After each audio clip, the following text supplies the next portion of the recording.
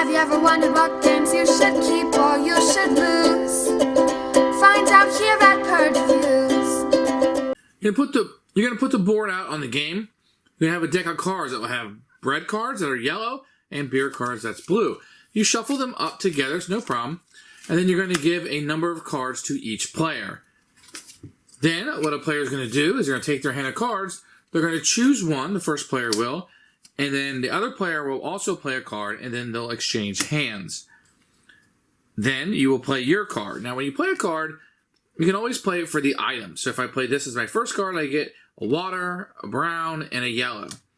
If it was my second card, I paid for the ingredients. So the first time I got these three items. Let's say the second round I played this card, I would get all those items again and these. So it's going to start pounding on top of each other as you're going through. I can also play the card for what's on the bottom. And these will have different things. This one has a baker's hat. You may hold one additional bread card in your bakery. Normally you can only hold one. If I were to play this card for the power, I would have two. This is during the harvest phase. When the other player collects any water during one of their harvest and store actions, you collect one also. You'll have some that will happen in certain times of the year.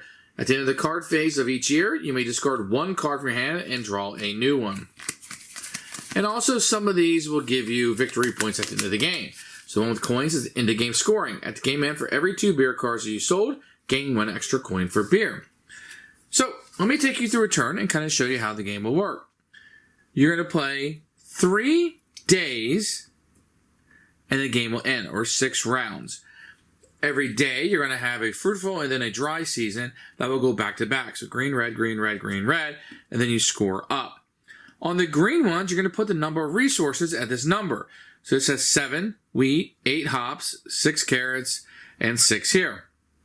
Then once you have your resources, the number of resources that you're supposed to have in each of these locations, the players will draw their cards and be ready to play. You're going to choose one card from your hand.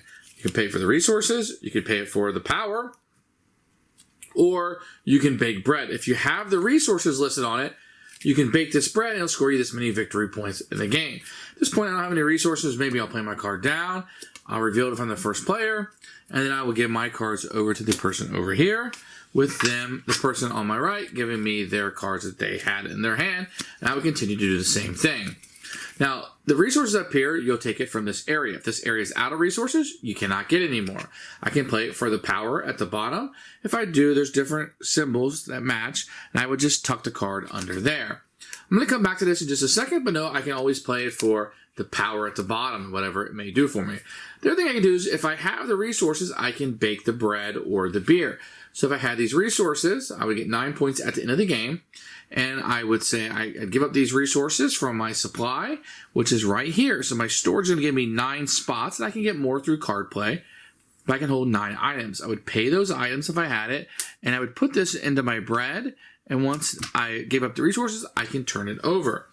Now on the next turn, if I wanted to bake another piece of bread, giving up my resources, I could not because it's already full. I have one, but I could definitely make a beer if I had the required resources. Once again, I'd put it down there. Now, I can no longer bake any bread or beer because it's full. So what I have to do is play a card for its power. I would tuck it under here so you can see just the power on it. And then I could take all my beer and all my bread and put it into my scoring pile for the end of the game. Now, if they're here at the end of the game, they're still going to score for you. You don't have to sweep them off, but sweeping them off is going to allow you to have access. And now maybe I could build another beer card if I had the items. Now the dry phase is going to work a little bit different. So what's going to happen here normally is you're going to have less resources. Instead of 7, I'm going to have 5. Instead of 8, I'm going to have 4. Instead of 6, I'm going to have 4, and 6 and 4. So there's going to be less resources available.